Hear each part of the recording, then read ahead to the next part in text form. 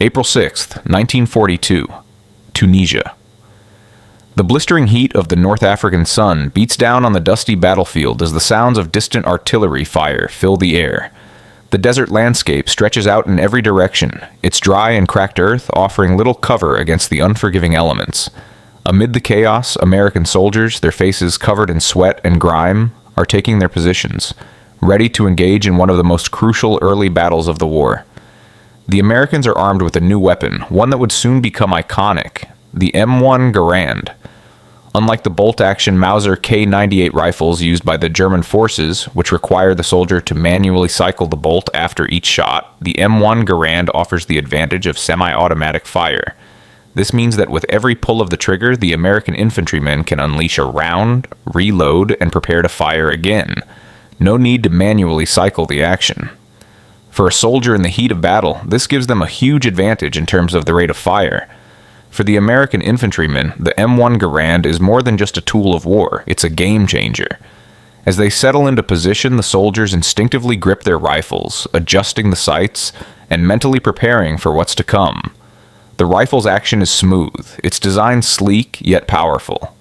The Garand's 8-round clip is loaded, the familiar ping echoing across the battlefield each time a clip is emptied and a fresh one is inserted. It's a rhythm now familiar to the men who carry it. The first shots ring out as the battle begins in earnest. The M1 Garand's semi-automatic action allows the soldiers to fire quickly and steadily, unleashing a constant barrage of bullets on the enemy. The distinctive ping of the Garand's clip ejecting rings through the air, signaling the end of one clip and the beginning of another. Each pull of the trigger sends a bullet downrange with deadly accuracy. As the battle rages on, the American soldiers quickly realize that their new weapon gives them a distinct advantage over the German forces. German soldiers, armed with their Mauser rifles, are forced to take longer pauses between shots as they manually cycle the bolt. In contrast, the American soldiers with their M1 Garands are able to keep up a constant rate of fire. This makes the Garand particularly effective at suppressing enemy positions, providing cover for advancing infantry, and overwhelming German forces who are not prepared for such a high rate of fire. But for the German officers, the M1 Garand is still an unknown. From their vantage point in the rear, they observe the Americans with curiosity, but their confidence in their own Mauser rifles remains unshaken. After all, the Mauser has been the weapon of choice for German soldiers throughout the war, and it has proven itself to be reliable, accurate, and deadly. The idea that the M1 Garand could be a threat to their dominance on the battlefield seems almost laughable to them. To the Germans, the M1 Garand is simply another American innovation, one that has yet to prove itself in combat. They are skeptical, dismissing the rifle as a passing trend, nothing more than a novel attempt by the Americans to keep up with the technological advancements of the German war machine. The Germans view the Mauser K98 with its long, proven history as the superior weapon. They are unaware that the M1 Garand, though still untested in large-scale combat, is already proving to be a weapon that could change the course of the war. The battle continues, and the American soldiers, undeterred by the harsh conditions and the fierce resistance from the German forces, press forward. The Garand proves itself again and again, its rapid rate of fire and precision giving the Americans the upper hand. Yet the German officers remain unconvinced, still clinging to the belief that the Mauser is the superior weapon. The American forces continue to push back the Germans, the sound of the Garand's ping becoming a constant presence on the battlefield. The weapon's ability to maintain a continuous rate of fire, along with its accuracy and ease of use, begins to turn the tide in favor of the Americans. But for now, the Germans are still blind to the true threat of the M1 Garand, dismissing it as just another American attempt at innovation. It is only in the coming months, as the Americans advance through Europe, that the Germans will begin to understand just how deadly this new weapon is, and just how wrong they were to underestimate it. This section establishes the initial context for the M1 Garand's deployment, and how it was initially perceived by both American and German forces. It focuses on setting the stage for the weapon's first major use in battle, and the disparity in perceptions between the two sides. The German skepticism about the Garand's effectiveness and the American soldiers' first experiences with it are emphasized, highlighting the weapon's advantages in combat. July 1942. Casablanca, Morocco. The war is now entering a new phase. The Allied forces have gained a foothold in North Africa, and the Germans, though still dominant in many areas, are beginning to feel the pressure. The desert battlefields have witnessed the first major engagements between American and German forces, but despite their initial setbacks, the German command remains confident in the superiority of their weapons, particularly the Mauser K98 rifle. In the rear echelons of the Wehrmacht, high-ranking officers and military strategists gather in the opulent meeting rooms of the German headquarters in Casablanca. It's here that they discuss tactics, strategies, and the tools of war. The officers are well acquainted with the German Mauser K98, a bolt-action rifle revered for its precision and power.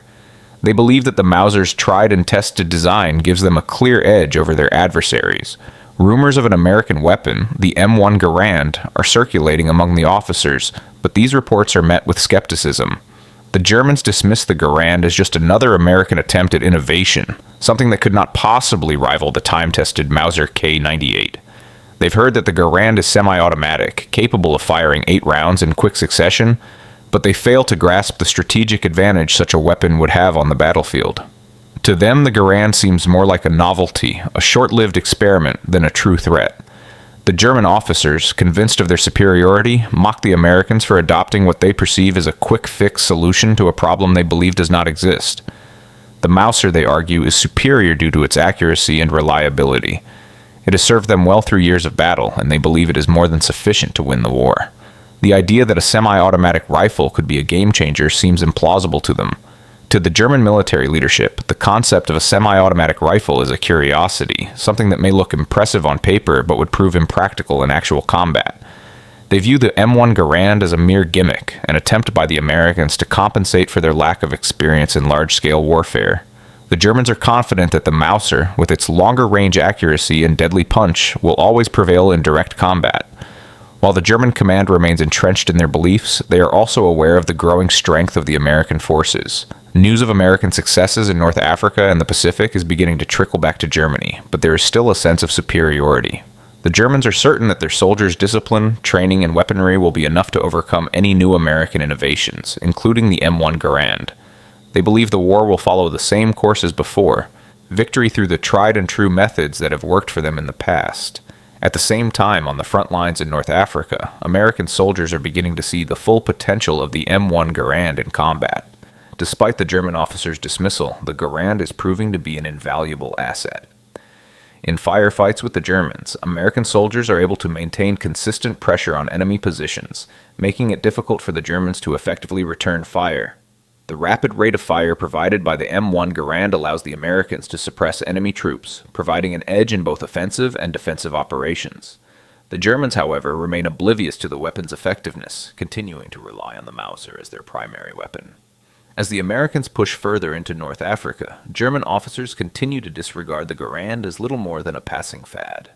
They continue to emphasize the importance of the Mauser, believing that its superior range and stopping power make it the ultimate weapon for the war. In their minds, there is simply no way that a semi-automatic rifle could offer the same effectiveness as the Mauser. The Americans, they think, are simply naive to think otherwise. However, even as the Germans dismiss the M1 Garand, the weapon is proving itself in battle, and it will soon make its mark on the larger scale of the war. The German military's reluctance to acknowledge the power of the Garand will become a fatal flaw, one that they will only realize when it is too late. In the coming months, as the war shifts to Europe and the Americans begin their assault on Germany's strongholds, the full impact of the M1 Garand will become undeniable. The Germans, caught in their own hubris and overconfidence, will eventually be forced to confront the weapon they once mocked. But for now, in Casablanca and throughout the German High Command, the M1 Garand remains little more than a curiosity, something that the Germans believe will soon fade into obscurity. This section delves into the German officers' dismissal of the M1 Garand as an inferior weapon, reflecting their overconfidence and reliance on the Mauser K98. The narrative explores how the Germans underestimated the Garand's power, dismissing it as a temporary innovation rather than understanding its strategic potential. November 1942, Battle of Kasserine Pass, Tunisia. The desert heat in Tunisia is sweltering, the terrain rough and unforgiving, but the clash between the Allied and Axis forces is about to escalate to a level that neither side anticipated. The Battle of Kasserine Pass, a pivotal moment in the North African campaign, will see the German Wehrmacht come face to face with the true power of the M1 Garand. Up until this point, the Germans had dismissed the American weapon, believing their Mauser K98 rifles would continue to dominate the battlefield. But the events at Kasserine Pass will show them just how wrong they were. As the battle begins, American soldiers armed with the M1 Garand are positioned along the narrow pass, a critical choke point where the Germans aim to break through. The Garand's reputation has spread through the ranks of the American infantry, and now in the heat of combat, the weapon is about to prove its worth. The Germans, who have spent years perfecting their tactics with the Mauser, are caught off guard by the sheer rate of fire that the M1 Garand enables. The Americans take cover behind rocks and the sparse vegetation of the pass, their Garands ready. At the first sign of movement, they open fire, the semi-automatic rifles sending a constant stream of bullets toward the German positions. The distinct ping of the Garand's ejected clip rings out repeatedly, the sound almost haunting as it echoes across the pass. In contrast, the German Mausers, with their slower bolt-action mechanism, struggle to keep up. The Germans, still entrenched in their positions, begin to return fire, but they can't match the Americans' pace. Every time a German soldier tries to peek out from behind cover, the Americans are already ready to shoot again. The Garand's semi-automatic feature allows American soldiers to unleash a round every time they pull the trigger, while their German counterparts must take precious seconds to reload after each shot. In the midst of the firestorm, German officers watch from the rear. They had always prided themselves on the reliability and accuracy of their Mauser rifles, and they had expected them to be superior in every engagement. But now, as they watch the Americans push forward with seemingly relentless precision, a sense of doubt begins to creep in. The German officers who had once scoffed at the M1 Garand are now forced to reckon with its power. At first, they try to brush it off, thinking that the Americans might be having a lucky streak. However, as the battle progresses, the Germans can no longer ignore the fact that the Garand is creating an insurmountable advantage. The rate of fire is overwhelming. German soldiers are being pinned down, unable to effectively counter the Americans' attack. They realize that the Garand has given the Americans a new level of firepower that they didn't anticipate. For the first time, the Germans begin to truly feel the weight of the M1 Garand. The Americans, armed with their semi-automatic rifles, are able to maintain suppressive fire for longer periods, allowing them to advance with greater speed and efficiency. The Germans, in contrast, are bogged down by the slower rate of fire from their Mausers. It's not just the speed of the Garand that proves devastating, it's also the sheer volume of fire. German soldiers who were trained to rely on precision shots find themselves overwhelmed by the constant barrage of American bullets. On the battlefield, it's clear that the Garand is shifting the momentum. The American infantrymen, armed with their superior firepower, are making significant gains. The Germans, who had dismissed the Garand as an inferior weapon, now find themselves in a difficult position. The semi-automatic rifle has proven to be far more effective than they ever imagined. As the battle intensifies, the German officers are forced to revise their assessment of the M1 Garand. The reality of the situation is setting in. The Garand's ability to provide consistent, rapid fire is making it one of the most effective infantry weapons of the war. No longer can the Germans afford to overlook the American rifle. The weapon that they once dismissed as a novelty is now proving to be a force to be reckoned with on the battlefield. In the aftermath of the battle, German commanders begin to reassess their tactics. They realize that the M1 Garand has given the Americans an edge they hadn't anticipated, and that edge could be decisive in future engagements. The Germans now know that the Garand is a powerful weapon, one that they will have to account for as they continue to fight the Americans. The impact of the M1 Garand at Kasserine Pass will not be forgotten. It is a turning point for both sides. For the Americans, it confirms the effectiveness of their new weapon, and for the Germans, it forces them to confront the reality that the Garand is no longer a weapon to be ignored. The M1 Garand, once underestimated, has now earned its place in the pantheon of powerful military innovations, and its deadly power will only grow as the war continues. This section of the script focuses on the Battle of Kasserine Pass, where the Germans are forced to face the M1 Garand's effectiveness in combat. It illustrates the growing realization among the German officers that the Garand, which they had once dismissed, is proving to be a game-changer on the battlefield. June 1944, Normandy, France. The air is thick with the acrid smell of gunpowder and diesel fuel. On the beaches of Normandy, the sound of artillery and machine gun fire echoes over the waves as the largest amphibious invasion in history unfolds before the eyes of both Allied and German soldiers. The Allied forces have arrived, and the D-Day landings are underway. In the midst of this brutal chaos, the M1 Garand finds itself at the forefront of a new era in warfare. The Americans, now fully equipped with the Garand, are pushing inland. The dense hedgerows of Normandy, which have been turned into natural fortifications by the Germans, offer little cover as the Americans advance. The Germans, entrenched in their positions, begin to fire back, but this time something has changed. The Americans have the upper hand, and it's not just the sheer number of soldiers or the superiority of their tanks, it's the power of the M1 Garand. The Garand's semi-automatic fire gives American infantrymen the ability to shoot rapidly while maintaining accuracy. The Germans, still relying on the slower, manual-action Mauser rifles, are once again at a disadvantage. Every time a German soldier tries to return fire, the Americans fire again, and the volume of fire continues to rise. The Garand's ping rings out, signaling the end of a clip and the insertion of a fresh one, but the American soldiers are already back in action, their rifles never stopping for more than a brief moment. As the Allies push deeper into Normandy, the Germans find themselves under increasing pressure. Their defensive lines, once thought to be impregnable, are being dismantled by the constant barrage of American fire. The M1 Garand, once dismissed as an inferior weapon, is now proving itself to be one of the most effective tools in the American arsenal. Its rapid rate of fire allows the Americans to suppress German positions, forcing them to stay behind cover, unable to counterattack effectively. In the German command posts, the officers who had once dismissed the Garand as a gimmick are now experiencing a sense of disbelief. The Germans, renowned for their disciplined infantry and the precision of their Mauser rifles, are struggling to cope with the unrelenting American onslaught. The Garand's ability to provide continuous, effective fire has changed the dynamics of the battlefield, and the Germans are feeling the consequences. The Americans, emboldened by their success in Normandy, continue to press forward. The Garand has become a symbol of their effectiveness, allowing them to fight with precision and speed. It is no longer just a weapon, it is a tactical advantage that enables the Americans to gain ground and maintain momentum against a German force that is now realizing its own shortcomings. For the German officers who had underestimated the M1 Garand, it is a hard pill to swallow. Their tactical superiority, once assured by the strength of the Mauser and the skill of their infantry, has been undermined by a weapon they had dismissed as insignificant. The Garand has given the Americans the ability to control the pace of the battle, and the Germans are struggling to keep up. As the Allies continue their push through France, it becomes evident that the Garand is playing a central role in the success of the American forces.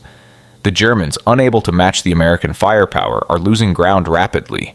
The Garand, which had once been dismissed as a mere innovation, has now become a symbol of the changing tide of the war.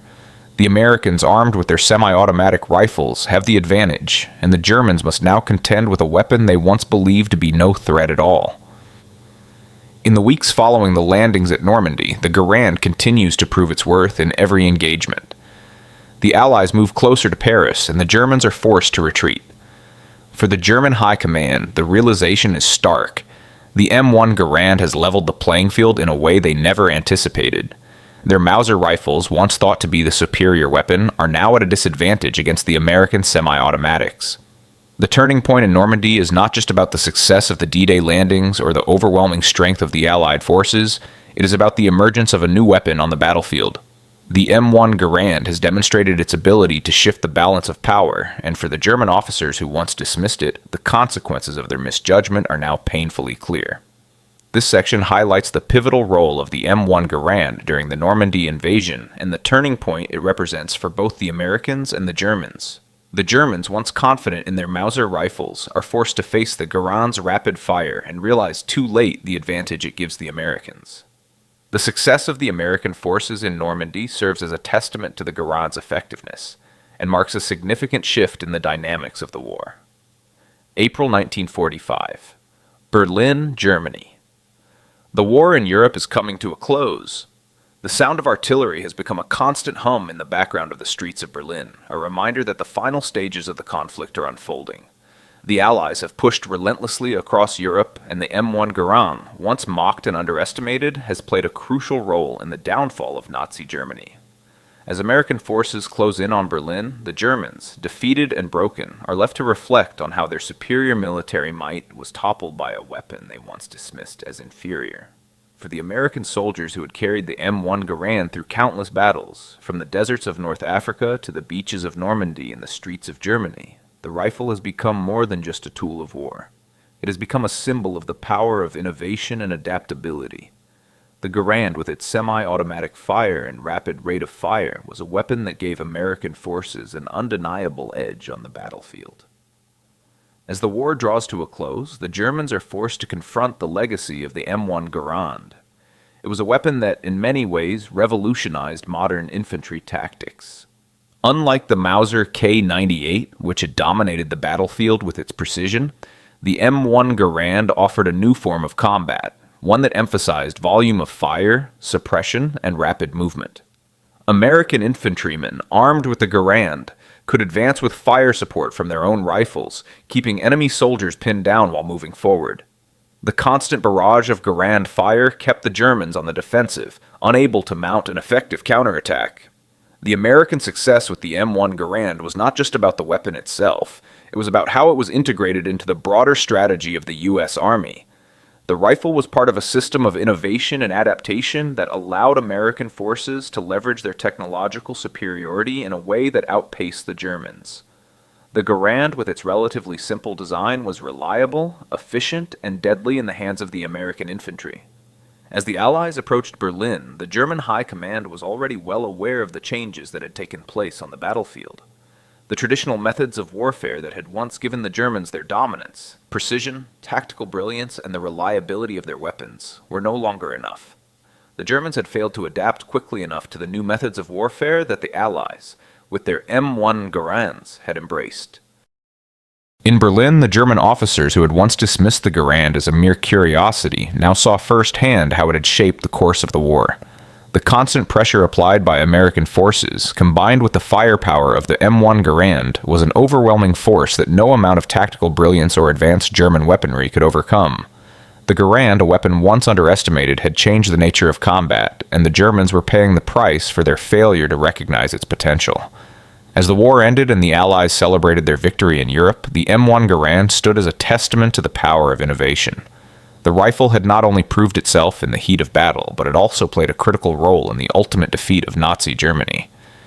It was a weapon that helped shape the outcome of the war, and its impact would be felt for decades to come.